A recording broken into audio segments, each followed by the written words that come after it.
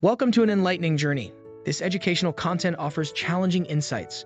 Approach with an open mind. The link for the study guide can be found in the description. Subscribe to join the exploration. Let's dive in without wasting time. Think fast, talk smart, communication techniques. Chapter 1. Understanding communication. Importance of effective communication. Communication is the most important tool that can be used to connect with people. Without effective communication, there will be misunderstanding and chaos. Practically, it is not about the language you use, but how you convey it. Being effective matters, as the main purpose of communication is to deliver a message or information and to get feedback from it. It can be in the form of knowledge or action. An example is instructions from a superior to subordinates. If the message isn't delivered effectively, there will be unnecessary action and waste of time. Being effective in communication requires training and learning. To improve communication, at least we must know the communications template, where it consists of sender, message, media, receiver, feedback, and the setting itself. From the template, we'll find what elements we must maximize to create effective communication. Those elements are the key to a successful message. For example, using the right language to address the receiver and creating a positive setting to get positive feedback. High-quality communication will give high-quality results. There are many kinds of success in the communication process, because successful communication does not always have to be based on agreement between the sender and receiver. In decision-making cases, good communication is the one that makes the decision take place effectively. Sometimes, the success of communication is the learning process from event clarification. And there is communication whose main objective is to change the condition from bad to good. But generally, success in communication itself depends on the feedback. High-quality feedback is successful communication. Importance of effective communication. Good communicators can communicate more effectively. Good communication skills can facilitate managers to inspire those they manage. Effective communication is indispensable in team decision-making. It is necessary in conflict resolution. Good communication and persuasive speaking skills often go hand in hand. When we talk, we convey our thoughts using the sender and receiver model. Cognitive information is processed by the sender, who wants to communicate. His target is to transfer the same information to the receiver. All this can happen only if you have clear communication. You will often hear employers speak on the importance of excellent communication skills. Written communication is as important as oral. An engineer writing a report or a customer service representative composing an email often is a picture of the person and company they work for. So any type, whether it is oral to written or nonverbal to verbal communication, is a process that is learned, practiced, and mastered. Foremost, talking smart is one way to get started. Elements of communication. Every communication is based on some basic elements. If the elements are not clear, the communication will not be effective. The elements of communication are as follows. Sender. The person who intends to convey a message is known as the sender or communicator. They are the source of thought and have some thought which they want to transmit. They initiate the process of communication. In an organization, the superior is the source of thought who conveys the message of their superior to their subordinates. Message. A second element of communication is the message. It is the subject matter of communication and may be an order, advice, request, suggestion, opinion, etc. It must be relevant to the objective for which it is meant. Encoding. The third element of communication is encoding. At this stage, the message is converted into symbolic form and transmitted to the receiver. The message is encoded according to the understanding of the receiver. It requires an appropriate decision regarding the content of the message, choice of message, and choice of medium of the message. Communication channel. The next element is the communication channel through which the encoded message is transmitted. There are two types of channels, physical channels and non-physical channels. The physical channels are those that are tangible and can be seen. These channels could be formal or informal. The formal channels are established by the organization for the purpose of transmitting messages relevant to the routine activities of the organization. The non-physical channels are used for transmitting personal messages that may or may not be relevant to the job. These channels are known as grapevine. The choice of channel depends on the nature of the message and the receiver, and their understanding of the message. Barriers to communication. Lack of attention, interest, distractions, or irrelevance to the receiver. An example is using an overcomplicated diagram when a simpler one will do, jamming the receiver's mind with more information than required, or how about the use of email to an employee rather than having a face-to-face meeting. The aim at the end of the day is that communication must be fully understood, so by removing whatever hinders the process, we are ensuring the receiver is obtaining the correct information. If a message has been internalized wrongly, the reply to the original message can be off tangent and cause a lot of problems and frustration. This is precisely what occurs with distorted messages. The encoding and decoding of a message are subject to influence by selective perception, which can cause the message's meaning to differ considerably. For example, when a sick person says to a family who does not want to catch the illness, "I'm going to stay at my friend's house," they will automatically assume it is unsafe that he is maintaining a distance from them. Instead, the message could imply he doesn't want to infect his friends and may end up doing just that.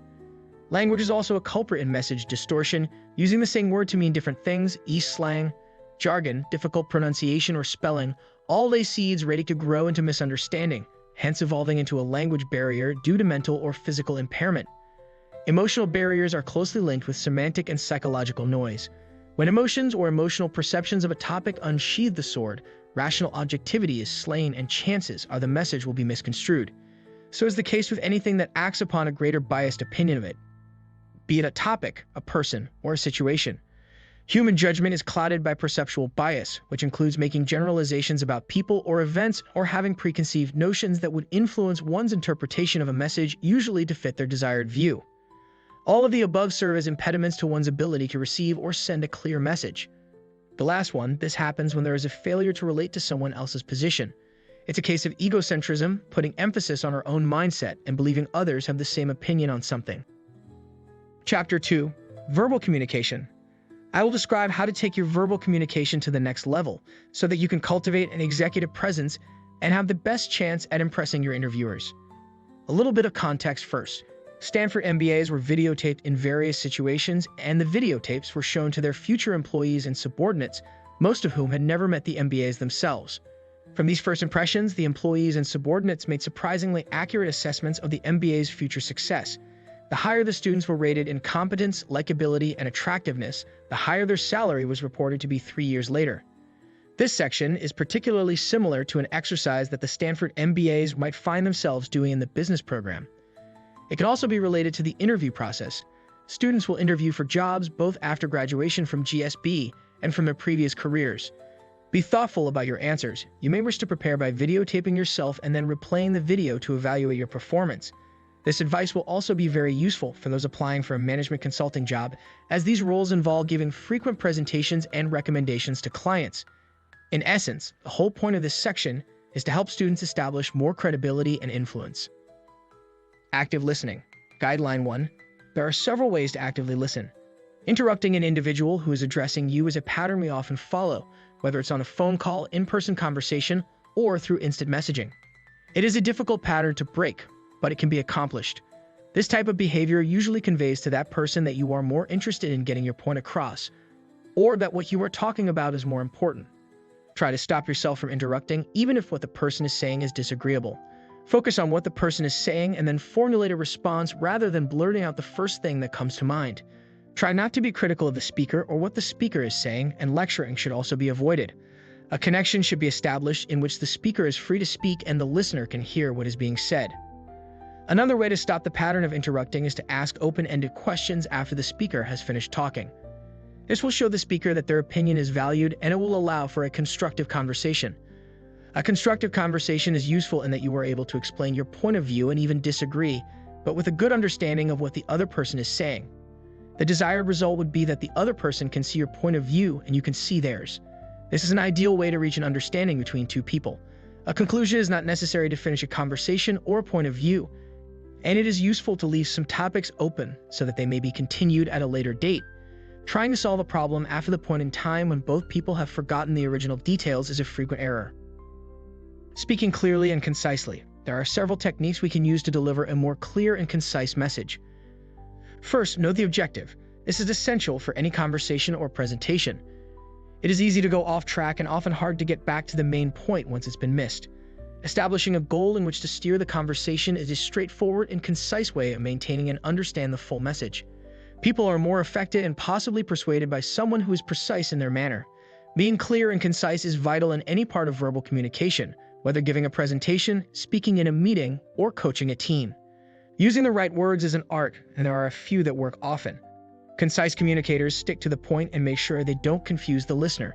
The chances for misunderstandings are less, and the chances to engage someone in a more in-depth conversation are increased. Often, successful leaders are those who master the art of using the fewest words to convey their message. Like driving a car with a slipping clutch, speaking without precision can be a frustrating experience for both speaker and listener.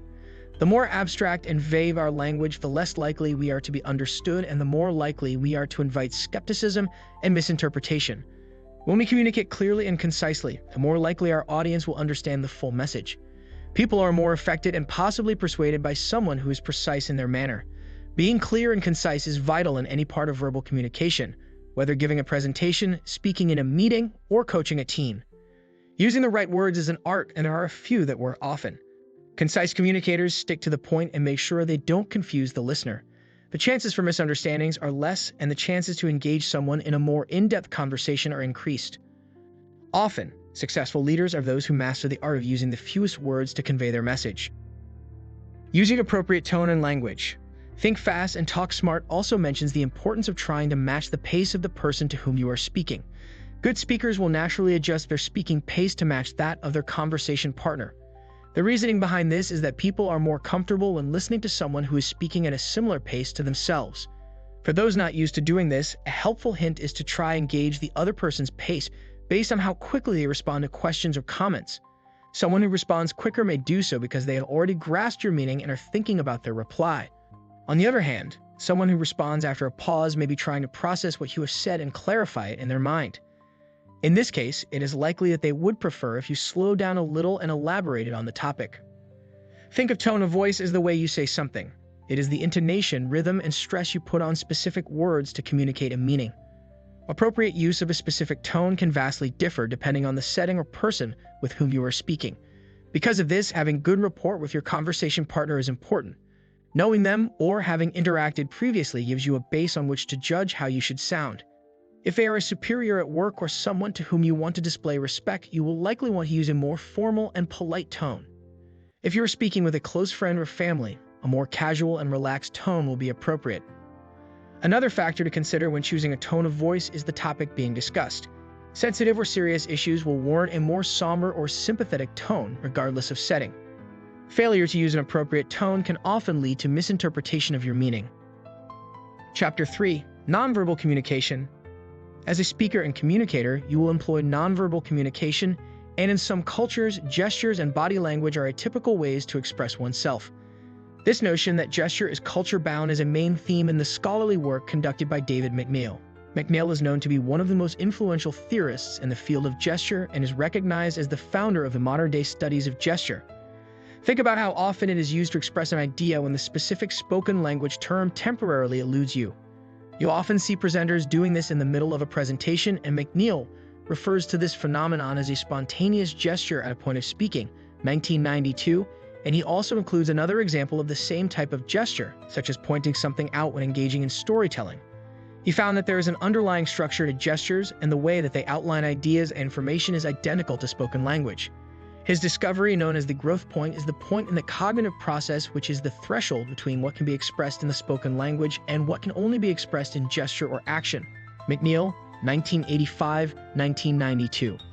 This topic is specifically focused on gesture, but it gives a better understanding of the definition and function of gesture, and the word gesture does in fact include body movement and posture. Especially in a presentation, a speaker's posture is very important. Posture can mold effect, Ducrot, as cited in Argyll, 1988, and it has the capacity to give the fluent or hesitant speaker an increased sense of confidence. Though there are many positive or negative attributions to certain forms of body language or movement, we must be careful about what we interpret. Just like verbal language, there is often a mixed message, and sometimes we must account for a variety of effect displays in speech. But it is widely believed that being aware of body language and effect can lead to better communication, and this is the ability to effectively send a message to another person or listen to their message.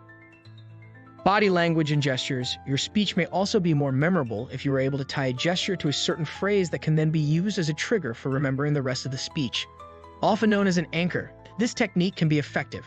However, it is largely dependent on the audience picking up on the gesture, or it may be too subtle to be effective.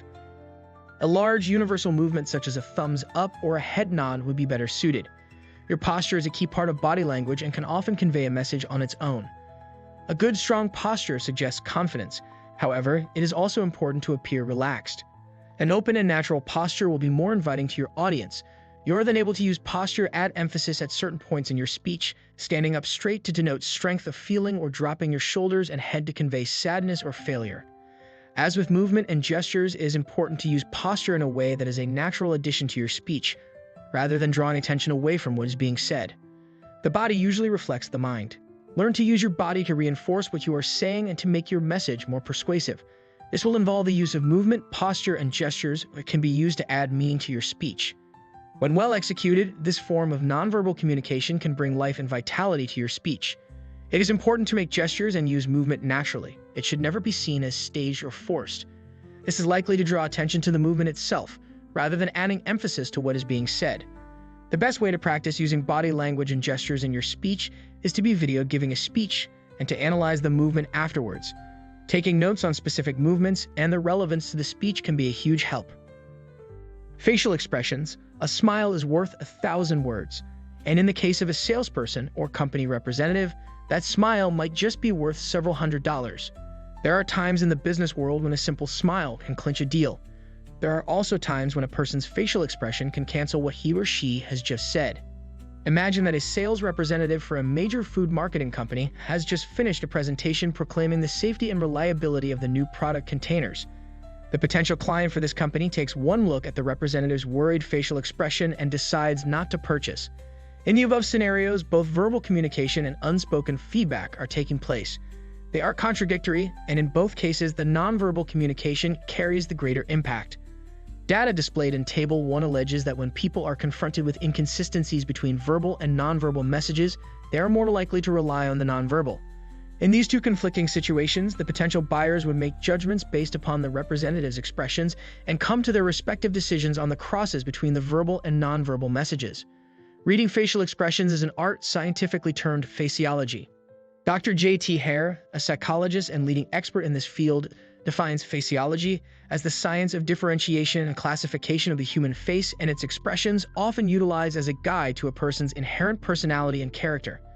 Dr. Hare explains that the face is a complex, highly differentiated system for expressing such phenomena as emotions, moods, and feelings, and a rich source of social information about the self and personal identity. There is no one-size-fits-all method for interpreting facial expressions, only a vast span of possible emotions with a multitude of meanings differing within various contexts. Yet there are certain emotionally motivated expressions that are generally used around the world and rather easily recognizable.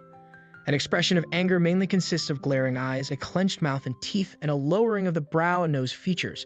Conversely, the happiness set involves a person pulling their lip corners backward and upward, lifting the upper part of the cheeks, and squinting or raising the lower part of the eyelids. Eye contact. A. Duration and frequency of eye contact. 1. Duration and frequency may vary between different cultures and within the same culture.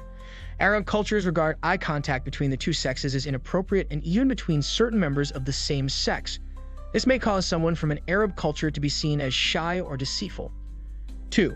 In Western cultures, lack of eye contact may be interpreted as being deceptive, while Asians may interpret it as a sign of respect.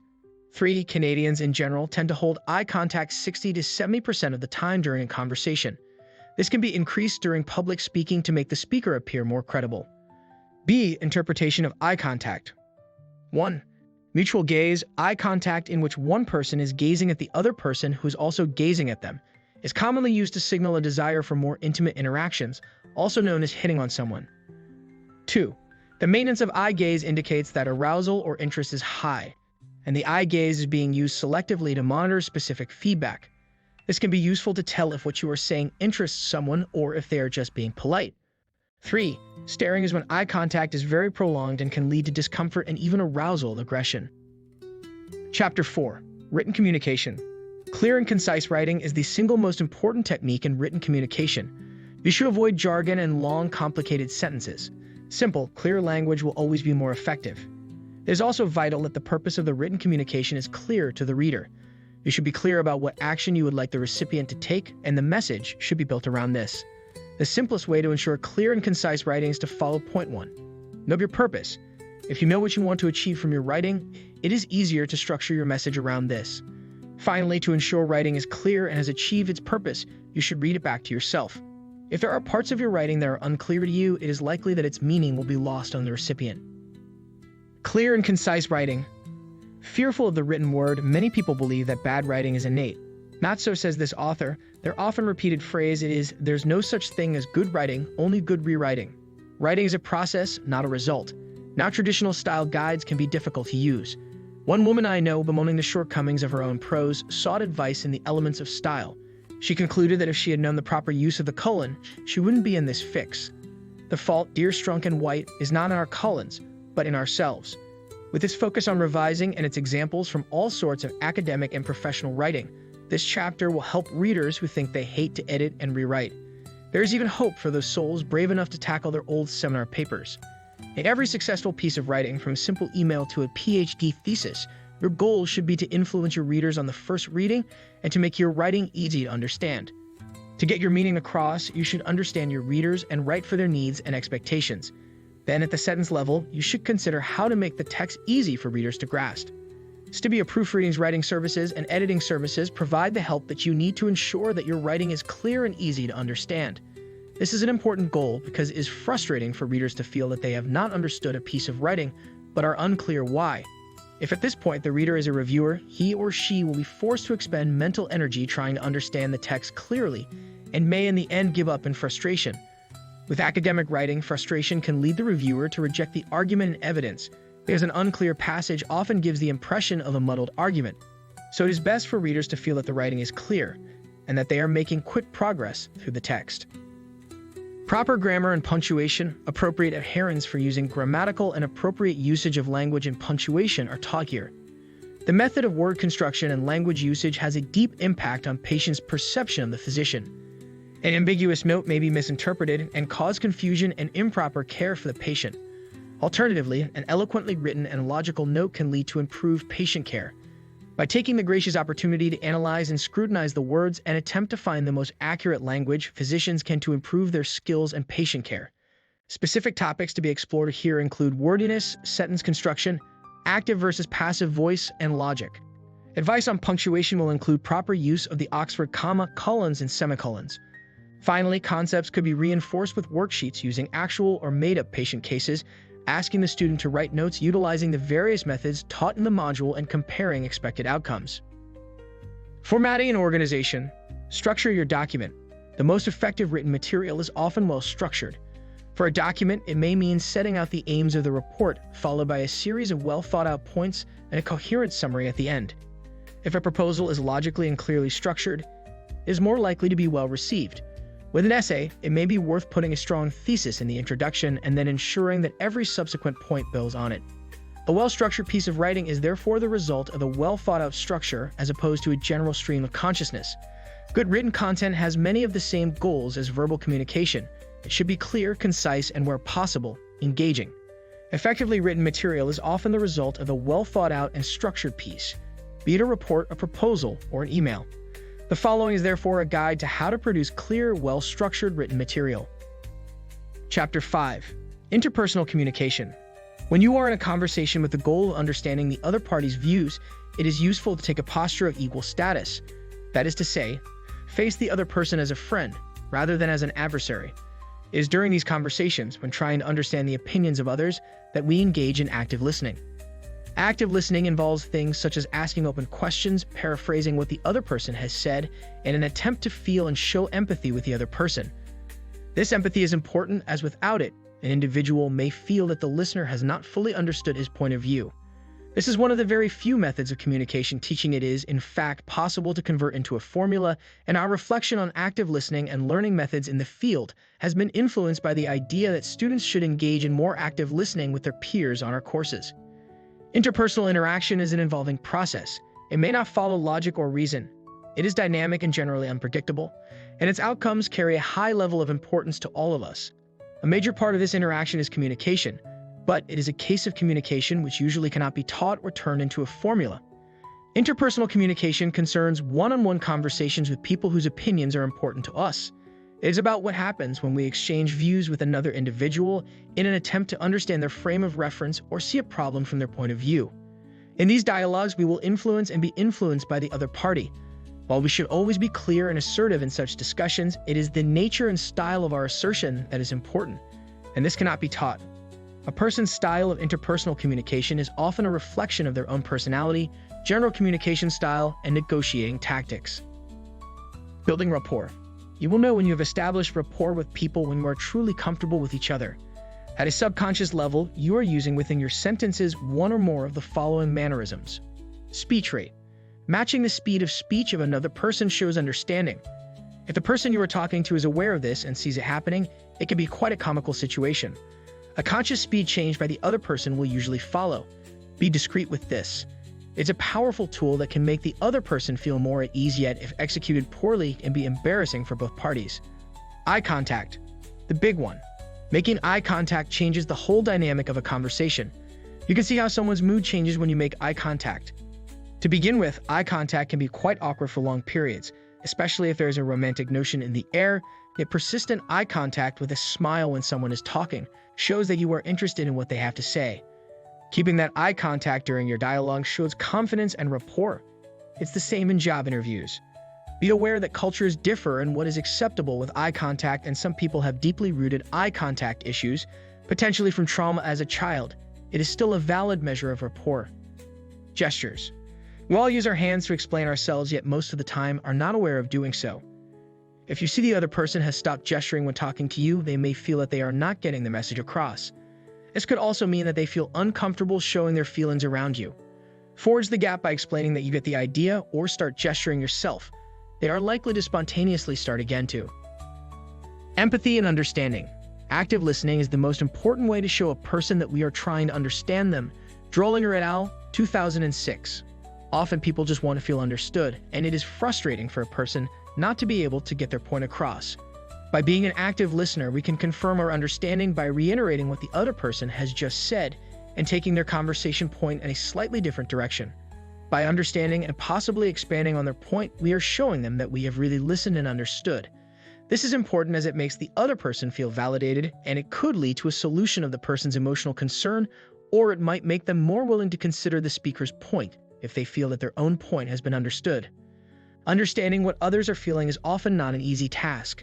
Here, we must distinguish between sympathy and empathy. The former is about feeling sorry for the other person. It often involves feeling a similar emotion to the person you are trying to help and is likely to hinder that effective and appropriate communication. Empathy, on the other hand, is understanding their situation and their emotions, but remaining impartial. Kurdek, 1994. Empathizing for the other person is the most respectful and caring act that we can show in a conversation, as we are showing that we value the other person and wish to try and understand things from their point of view. This can be done by perspective taking, in which we mentally walk in their shoes and imagine what it would be like to be them in that situation. Min Tools, 2014. Conflict resolution. In no methods of conflict resolution should aim to satisfy its own interests at the expense of the other party. There is no better outcome than when both sides can work together to reach a win-slash-win solution where both parties' goals are achieved without there being a loss in respect, self-esteem, or damage to the relationship. If both parties hold out hope for the damaged relationship, they should aim to rectify the cause of the conflict so it does not arise again. Proactive behavior is preferred to a reaction, and addressing a potential conflict cause before it affects the relationship shows concern and that the matter is taken seriously. Conflict can arise anywhere. Unfortunately, interpersonal interactions are not exempt. A conflict engenders an increase in negative emotion, defensiveness, and can easily escalate and involve others. While conflict resolution is not an essential transaction in all conflicts, it is very important when it encounters a task or relationship violation where both sides wish to remain associated in a positive manner. Stepping back and analyzing the situation may lead to the conclusion that the cost and time of resolving the conflict are too high and a damaged relationship is not salvageable. But if it is a task or relationship worth saving, there are steps to be taken in order to achieve a win-slash-win solution. Chapter 6. Communication in Professional Settings. Effective presentations are vital to any business person. This is why it is the first professional setting covered in this text. Your ability to sell your ideas in a clear, concise, and compelling manner will greatly affect your earning potential in any field. This is also the most daunting area of communication for many individuals. They would rather speak in a language they are unfamiliar with than do a presentation. However, this skill can be learned and mastered with the techniques provided in both this text and any local public speaking courses you can find. The key to effective presentations lies in thorough preparation and practice. This may not alleviate the nervous jitters entirely, but it will significantly decrease them. Always know that your nervous feelings are usually unnoticed by your audience. This knowledge will allow you to focus on the presentation and not your performance. Good communication skills provide the key to professional success. Whether your talents are in finance or the fine arts, you can enhance your career by improving your communication techniques.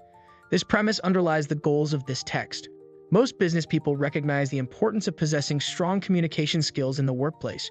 Recently, however, there has been a shift in focus. Many businesses are now identifying a need for communication training for their employees. This may be due to a myriad of factors, such as the explosion of technology, a wide range of employees from various cultures, or a push toward quality customer service. Effective presentations. Alternatively, you could begin by engaging people's attention with the topic. Something that has a hook has more chance of staying in their minds and being discussed further. For example, say, "I'm going to talk to you about something very important, your job."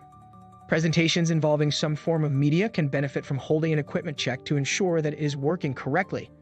I'd once had a colleague who was presenting to a large group of clients. He had made the slides in advance and then found that the computer he was using was not able to support his version of PowerPoint, resulting in a scramble to find a compatible laptop. A PowerPoint slide appearing differently than the presenter imagined is a common issue, and my friend was lucky to avoid this. Make sure the equipment is suitable for the size and layout of the room. The text on a slide may seem legible when sitting up close to a monitor, but when projected from a distance, something smaller than font size 24 can be difficult to read. If using a projector, make sure the room has adequate lighting conditions. Too dark or too light will hinder the audience's viewing of the slides. The goal is to create a concise yet coherent text of at least 1,800 characters or 2 to 3 paragraphs, exploring the content for the section Effective Presentations on the day of the presentation. A plan is essential for an effective presentation. When meetings have been called, the tendency is often for people to dive in and start with the first issue on the agenda. If you do this, your audience may end up more confused and frustrated than they would be if they fully understood the issues involved in the first topic. This can be avoided by a method of careful signposting.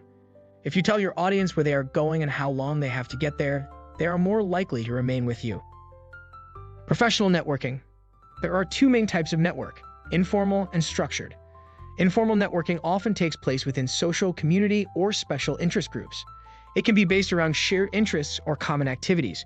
Structured networking often takes place in a professional setting where the aim is to meet and get to know people who may be mutually beneficial to know. This can be a rather artificial process, and many people feel uncomfortable selling themselves. This often takes people out of their comfort zones, but is a vital way to further careers and find new opportunities. Networking can be described as the development and maintenance of mutually valuable relationships. Good networks are built before they are needed. A well-constructed network can provide support, feedback, information, new opportunities, and help further career aims. Networking can often be an enjoyable and stimulating experience that can provide a source of new friends and interesting contacts. Business etiquette. To make the right contact at any professional function, it is essential to be skilled in business etiquette. Business etiquette is quite simply the science of dealing with people in any form of business, and it has only one set of rules. Courtesy is the acceptable behavior of one grown man towards another. It is important to remember that you don't get a second chance to make a first impression. Every contact you make with people at work functions will influence what they think of you. It is essential to ensure that these first meetings are positive. Show confidence even if you are nervous. Stand up straight, make eye contact, and offer a keen, but not bone-crushing handshake. If you are unsure of the etiquette in a certain situation, follow the lead of a more experienced coworker. Dressing well is also key. Ensure that you are dressed appropriately for the function you are attending. Attire that is too casual or too formal will make you feel out of place, which can distract you from your attire. When meeting people from other cultures, it is always a good idea to research their customs, as they may be quite different from your own. Making an error in cross-cultural etiquette can damage a business relationship beyond repair. Always conduct yourself with calm dignity, no matter what happens. This means controlling your language and expressions and also your emotions. If you feel that you have been offended by someone, do not react aggressively. Instead, tactfully mend the situation with a polite assertion of your feelings. With the right approach and a little common sense, mistakes like this can become positive opportunities to build relationships. Maintaining professionalism is a vital duty for anyone in any function. No one will take you seriously unless you can offer them a reason to do so. This means that you must always act in a manner that is mature and responsible, so as not to damage your own reputation or that of your employer. Your actions and conversations should always be intelligent and considerate. In any business conversation, it is essential that you actively listen to the other party's words. Make sure that you understand what they are saying by asking questions and seeking clarification. Always give feedback at the end of a conversation so that both parties are clear on the topic, and be sure to fulfill any promises made. At work functions, keep your conversations light and positive and avoid topics that may lead to disagreements or awkward situations. People will judge you not only on what you say, but also on how you say it. Like it or not, first impressions in speech can be heavily influenced by the speaker's accent. If you have a strong regional accent, or if English is not your first language, accent reduction training may be a good idea. This will make your speech clearer and easier to understand and will help to avoid any potential misinterpretations. Finally, always be mindful of your posture and body language as these speak as loudly as your words. A good understanding of business etiquette will help to avoid common situations of confusion and embarrassment at work functions and will pave the way to many successful relationships. Chapter 7. Communication in Personal Relationships. Active listening is a skill of displaying meaning and understanding communication, verbal or otherwise, and is a sign that one is giving care to others. The various steps of the process follow. Clarifying is asking questions of the person that help to get a clearer idea of what is being communicated. Paraphrasing is restating what has been said in the sender's own words. On an effective level, this will allow for a check of one's understanding of the other's message. This can also show the other person that the listener is making an attempt to understand. Reflecting feelings is stating what the listener believes the speaker is feeling. This is important because it helps the speaker to believe that the listener is trying to empathize. This restating of another's feelings can cause a heightened confirmation or correction of what is being indicated by the reflector. Summarizing is stating one's perception of the message that was given in a brief form. This allows both parties to move on from that point in the discussion with a clear understanding. This, at a high level, is what talking through a problem is. One study of physicians showed that 76% of physicians believe that they were empathizing with their patients, while 57% of the patients believed that their physicians were, in fact, being empathetic. Levinson et al., 1997. This could be one result of the lack of reflection of the feelings from the patient by the physician. Active listening in relationships. Listening has a content dimension and a relationship dimension, and comes in the basic forms of literal and empathic listening. Literal listening is important for accurately understanding others in any of the content areas of their messages. Did he say, "I feel depressed because I did poorly in math," or did he say, "I feel depressed because I'm not getting anywhere in life"? Literal understanding also sets the ground for empathic understanding. Empathy consists of understanding the feelings and attitudes of another and indicating this understanding through feedback. Empathic understanding means going further than just comprehending content. It's understanding the meaning and sensitivity behind the content. And it is this sort of understanding that holds the highest positive correlation with satisfaction in personal relationships. Without empathy, there is the danger that we will understand another's feelings correctly, but that the other person will think we are indifferent to those feelings. Yet listening, the ability to accurately receive and interpret messages in the communication process, is a crucial skill. It should be obvious in personal relationships that the better we understand each other, the stronger our bond will be. Measures of comprehension show the presence and the level of clarification and understanding of a message in the communication process. Active listening is the single most important communication skill for building and maintaining personal relationships. Too frequently, people see communication as a soliloquy. This is especially pronounced in cultures that place high value on telling it like it is and teaching their children how to talk back and win an argument. There is relatively little emphasis placed on refined listening skills. Many people are preoccupied with making themselves heard. As one client said, "My problem is that I can't get my wife to listen to me." Seldom you hear someone say something such as, "My problem is that I can't get myself to hear my husband." Expressing emotions. A vital part of communication in personal relationships is expressing emotions. By conveying needs, desires, fears, and various other feelings, one can build closeness with a partner and gain better understanding with one another. But there are right and wrong ways to communicate emotions. Often typical of traditional male gender roles, anger or aggressiveness is a common emotion for men to communicate. Rather than attack your partner, try to take responsibility for your feelings and express the vulnerable feelings that are underlying your anger, such as feeling rejected, unlovable, or inadequate. Then your partner can more fully understand your perspective and you can avoid a common communication pattern where men invalidate their partner's feelings. This can lead to a deeper understanding and intimacy if the other partner can respond in a caring way. They may have to dig deep because it's not easy to sympathize when there is a sense of being attacked. For example, they may feel a lot of anger coming from you and become defensive themselves, rather than listen to the hurt and pain that is underlying your anger. On the reverse side, it is common for women to feel that their emotions are never heard or understood. They may feel too emotional or irrational at times and be dismissed or told that they are making too big a deal out of things. This can be very frustrating and cause communication breakdown in a relationship, as emotions that are expressed and validated are a key to maintaining intimacy. Resolving relationship conflicts, communication should start with dialogue, finding out the other's views and showing a willingness to understand it. It may require the person to suspend judgment and not react emotionally to the views of the other person as to avoid misinterpretation, which may lead to further conflict. Information should be given honestly and without hidden agendas. There are no winners in a conflict if who can outsmart the other. It aims to promote understanding and find a solution beneficial to both parties. It's common for people to believe that they are good at handling objections as they have mastered the art of arguing. However, this is not true. A successful resolution through any conflict comes with understanding both the content of the disagreement and the process creating the disagreement. Primarily, it is important to use effective communication, approaching the conflict collaboratively with an open mind to learn from and empathize with the views of the other person. This, in a way, reduces the likelihood of the conflict escalating and having a detrimental effect on the relationship. Using effective communication enables the conflict to be resolved assertively and cooperatively. It should improve the situation for both sides and not focus on who was right or wrong. It can be best demonstrated by the offended party in an I statement expressing their feelings on the conflict and the effect it had on the relationship, while the other party voices the understanding of the feelings and reasons for the conflict. Chapter 8. Communication in Group Settings. Communication in groups is said to be more complex than interactions between two people. With larger numbers involved, there is an increase in the number of relationships, a greater diversity of membership, and an increase in the difficulty of reaching agreement on tasks and goals. The communication network becomes a very intricate one, and with this, the propensity for error increases, adding to the difficulty for the group to effectively communicate. This can be seen by a study that suggests the amount of misunderstandings increases with the size of the group, and with it, the probability of a misunderstanding has been shown to lead to a breakdown in group activities or even the dissolution of the team, Dahl and Rajaram. Once a team has been formed, they can begin to improve their efficiency through an understanding of the different roles within the team, particularly the functional and task roles. This will enable the team to avoid the less desirable maintenance and individual roles. Good team communication is imperative in this understanding and the need to avoid confusion between roles.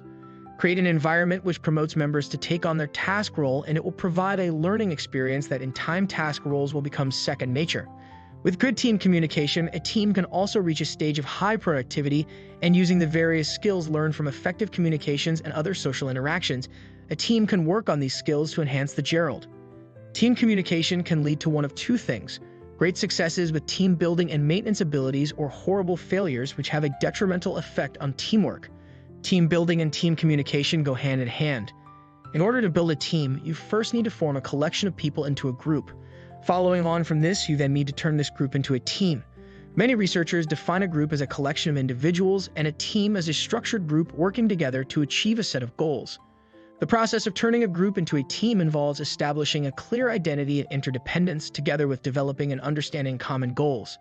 This can only be achieved with good communication. In any work setting, chances are that you will need to communicate within a group at some point. This could range from collaborative work on a report to decision-making on an important issue. This section will look at what makes effective teams and team communication before moving on to look at group decision-making and how to facilitate effective discussions. Effective team communication. The key to effective team communication is for the team to construct a range of shared understanding with the ability to act on that understanding. This may seem simple, but all too often teams do not effectively communicate their ideas, and the shared understanding is never built. Team members may have completely different perceptions of the objectives, leading to inefficiency and failure. Effective team communication can be most easily achieved with a collocated team with a high bandwidth of communication between its members. This is because when a team member has a question, it can be answered immediately, resolving the issue and allowing the team to move forward. For example, think of an agile software development team working in the same room. If a developer has a question about how a certain feature should behave, they can ask the product owner there and then and get an immediate answer. This immediate feedback allows the developer to progress without any misconceptions. Now consider if that same developer was in a different location than the product owner and could only communicate via email. If he sends the product owner the same question in an email and receives a response the next day, in that time the developer may have come up with his own misunderstanding and begun working on the feature, potentially leading to rework when the correct understanding is eventually built. This concept could also be represented by Shannon's model of communications. With a higher bandwidth, the chance of noise distorting the understanding is reduced. This is not to say that collocated teams cannot become high-performing with an effective shared understanding. It is simply easier with a higher bandwidth. Facilitating group discussions. There are many activities where discussion has to occur to make a decision or to do something. In episodes such as these, discussion management becomes important. The facilitator must encourage equal participation and at times stop others from invalidating another member. There will often be mixed views on a topic, and the facilitator may have to organize the presentation of these views in an orderly manner. The facilitator plays an active role in a decision-making discussion. Oftentimes, the facilitator will also be participating in the activity. An effective group must often delegate some duties to a smaller subgroup. This can be an effective disposition, but it must be followed up accurately, and occasionally groups will forget what they were supposed to do. The facilitator can help by having frequent meetings to review the progress of the subgroup. The facilitator must clarify the objectives of the discussion and help the group achieve them. This is often done at the start of the discussion, and it is important because the members of the group will know that they have accomplished something at the end of it. Helping the group stay on task is another important role of the facilitator. Often, group discussions will stray from the topic and much time can be wasted. The facilitator must guide the group back to the topic and, at times, may be required to restrict some members from their discussion. This can be quite difficult if the facilitator is also an equal member of the group. The facilitator must, at all times, remain impartial. His or her part in the discussion may influence the decisions of other group members and restrict their freedom of discussion. The facilitator must also manage the gatekeeping function. At times, the discussion may die and creative tension may be lost. Typical group discussions often produce no results because they lack direction and purpose. The facilitation of an effective group discussion is a skill that is not always intuitive and can be quite challenging at times. The facilitator's role is crucial for the success of the group discussion. Decision-making and consensus building. While reaching consensus may be the main goal for the decision-making process, effective communication is the underlying factor that determines both decision quality and acceptance. McCarthy and Zold, 1977. Describe a decision as a course of action upon which a person has decided. This definition suggests that decision-making is a process and decisions may be considered interim steps towards an end goal. Using these definitions, Rubin and Brown, 1975, propose a model of decision as having three components: allocation among choice, a selection of a given alternative, and implementation of the decision and monitoring of its outcome. McConnell and Leibold, 1981, suggested there are 5 steps that a decision-making group goes through: recognizing the problem, making a diagnosis, finding alternatives, choosing an alternative, review. Any of these models and step sequences may be found in available research on decision-making in groups.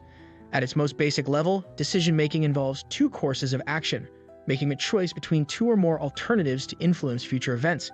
This may seem simple, but when applied to complex social problems, there are sometimes too many alternatives, too much uncertainty about the future, or simply a lack of consensus over what the problem is. It is under conditions of ambiguity or interconflict between members that group decision-making yields both the best and worst results compared to individual choices made by the group members. One of the primary factors that determine the quality of group decisions is the process by which a decision is made. The communication that occurs during decision-making may be viewed as a problem-solving activity that is an integral part of reaching consensus. High-quality decisions are generally defined as good ones and ones that follow logically from a comprehensive consideration of all alternatives. Janus and Mann, 1977 to 1982. However, the definition of a good decision tends to be a value judgment based on results after implementation has occurred. The process of decision-making may be viewed as a continuum ranging from rational, systematic attempts to ensure the best choice is made to intuitive ad hoc attempts to muddle through the problem. In certain implementation stages of public policy, all of these modes of decision-making have been used at different times to correct previous decisions. Chapter 9. Cross-cultural communication.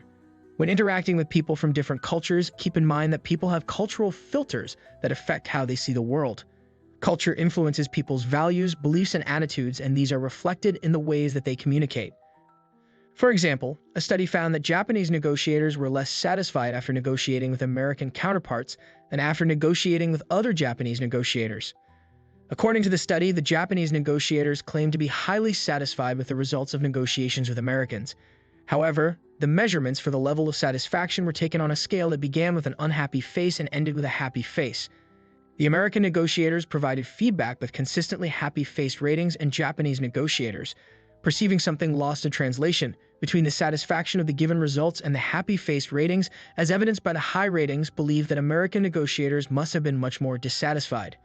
This is only one example of how culture influences communication, and miscommunications can have serious consequences, ranging from simple embarrassment to lost business opportunities. Adapting communication styles is key in successful cross-cultural communication. People have different ways of presenting information and different methods of analyzing situations. Some cultures and individuals are detail-oriented and low-context speakers, while others may be accustomed to high context, looking at the big picture and inferring meaning about the details surrounding it. High-context communicators may miss details that are apparent to low-context communicators who will, in turn, find these details confusing. When communicating with high-context communicators, it is often useful to ask various questions and paraphrase to ensure full understanding of the topic. A logical method, for example, an issue tree with points and subpoints, should be used when trying to convey information to a high-context communicator. Cultural awareness and sensitivity. Cultural variations are vast, and it is often hard to understand what the rules are in a specific country or region. It's often difficult for people to know every possible custom or practice, and mistaking one of these can lead to a strange reaction or an unpleasant situation. In Marseille, France, it is an old custom for men to give a woman a small knife as a present. Offering a UK business colleague from Marseille such a present may lead to a very awkward situation. An important general rule when communicating across cultural boundaries is to avoid interpreting situations based on one's own values and norms. To a certain extent, everyone is ethnocentric, and that they believe their own culture is the right way. Try to open the mind to other ways of thinking and practice empathy by imagining oneself in the other's situation. This is the first step to understanding, and it can avert many unfortunate occurrences. Understanding cultural issues is extremely important in international business. Exchanging greetings and handshakes is a part of most cultures. In some cultures, it is normal to air kiss both cheeks. Kissing serves as a form of greeting between men and women. In South Africa, it is traditional to ask about one's family and one's health, but it is taboo to ask about one's wife. In the United States, asking someone about their health, even in a polite manner, can be considered impolite. People in some cultures speak very loudly in public, while others find this behavior disruptive. These are but a few examples of the vastly different customs which may be encountered throughout the world. Overcoming language barriers, it's essential to turn any breakdowns in communication into breakthroughs. This is especially important when there's a language barrier. Aside from the obvious and most passive method of being patiently improving your language skills, there are a variety of more active methods that can be considered. One of the most frequently mentioned methods across a variety of sources was to use visual aids. The use of images, diagrams, presentations, and the like can make a message more universal and easier to convey. A professor with the ability to speak Japanese and English told of an experience when he was able to teach a Japanese man who spoke no English but wanted to learn about hamburger disease using slides and pictures. By writing down keywords and phrases associated with his explanation, learners can also begin to associate verbal and written messages signifying those objects and actions. This method has the obvious benefit of increasing the learner's ability to understand both written and spoken English. Any native language speaker with a reasonable level of English should be able to manage this. Whether it is an appropriate practice will depend on the desired ability and current level of the learner. This method will be harder to apply if a high level of English is required and the native speaker understands the learner's language. In such cases, it may be more appropriate to use visual aids from an English native source on the subject of interest. Chapter 10. Communication Technology. Globalization and technology are rapidly changing the business world, creating a demand for new-age communication skills. In challenging global marketplaces, communicative incompetence can result in lost opportunities with lucrative clients and businesses. To that end, with the advent of technology, ultra-high-speed data communication is now possible. Gone are the days of slow and unreliable written communication. Email has become the backbone of the business world, and learning how to use it effectively can save time and prevent miscommunication. Additionally, the availability of webcams has made visual communication over the internet a viable option. Being equipped to effectively communicate in video conferences can build rapport and a more personal connection with clients. Finally, social media has revolutionized the way we keep in touch. Understanding the differences in cultures on social media can prevent misunderstandings and allow for a more casual method of communication with clients. In sum, being able to utilize these forms of communication can enable one to be an effective communicator in active global marketplaces. Adapting communication styles, close friend and family relations form another frame of culture, and there are some people who will always feel like outsiders when communicating and interacting within a foreign culture. This could lead to several blunders with the assumption that they have failed to understand something simple, which is actually not known to them at all. An Italian woman told me how her father, with good intention, once sought to comfort a Japanese dinner guest by praising his country, only to make the guest burst into tears, having just recalled a family lost in Hiroshima. In the case of my former student who is now working in California, it is usually realized that your new foreign colleagues simply don't understand your oft-used office jokes. They might perceive these as a lack of seriousness and professionalism or even be offended. This can be an unpleasant wake-up call for someone who prides themselves on good rapport with coworkers. It is evident here that understanding and goodwill are not enough to prevent a serious communication mishap, and conscious effort to learn the partner's style is paramount. One should know whether to be more or less direct, what kind of body language and tone of voice to use, and what underlying assumptions are being made about the other's reaction. This latter problem is usually an automatic one, and many cannot even explain why they are feeling confused or frustrated with a cross-cultural interaction. I could bring up political or religious issues, but these are too volatile to risk offense. So I will take an issue that you are almost certainly familiar with: teaching style. High-context communicators tend to be subtle, indirect, diplomatic, and polite. They might be afraid to appear critical and cause a loss of face. Low-context communicators tend to be more overt, forthright, frank, and logical. An American student who writes an essay for a Japanese teacher might get back with many requests for changes and little direct criticism and become frustrated at the lack of clarity as to how bad the essay was. He may interpret this as a sign that he is a good writer, being encouraged to develop his potential when, in fact, the teacher thinks he should change his course. The teacher may avoid saying so in order not to demotivate the student. These two have made a great blunder in the assumption of the other's style. One thinks the other has no confidence in what he is saying, and one thinks the other is being too critical. 90% of what the teacher says will go over the student's head. It will be akin to reading an announcement in second language acquisition. The rice cooker comment was my host's delicate way of pointing out something that she thought was a mistake, but did not wish to confront me with. I knew that the rice cooker is set to start cooking rice at a specific time and pondered the possibility that rice cooker clock reading could be used as an estimation of departure from a house. Now in America, we would probably not wait for an opportune moment to bring up the matter, as my host had, and it might have been introduced to me as an observation or even as a joke. The point is that different cultures may deal with the same issue in different ways. In my first week in Japan, my host said to me, "You sleep late sometimes, don't you?" I was surprised and asked, "How did you know?"